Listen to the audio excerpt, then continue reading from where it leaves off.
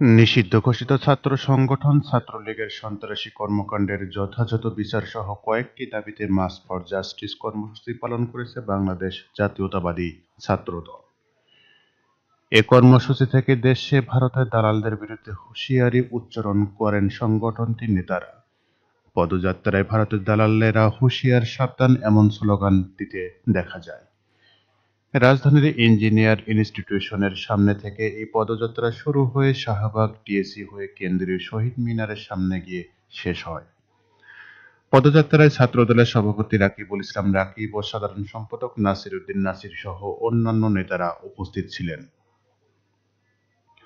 ছাত্রদলের অন্য দাবির মধ্যে রয়েছে ছাত্রলীগের সন্ত্রাসীদের সাজা নিশ্চিত করা, জুলাই আগস্টে ছাত্র জনতার অভ্যুত্থানে ফ্যাসিবাদের দোসর হিসেবে ভূমিকা পালনকারীদের তদন্ত সাপেক্ষে উপযুক্ত ব্যবস্থা নেওয়া।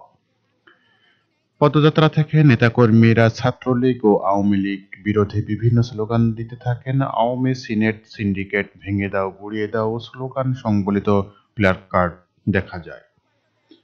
পদযাত্রায় ছাত্রদলের এক নেত্রী বলেন, যত ধরনের নৈরাজ্য, সন্ত্রাসবাদ, দুর্নীতি ও চাঁদাবাজি আছে ওইগুলোই ছাত্রলীগের কাজ, এগুলো অবশ্যই বন্ধ করতে হবে।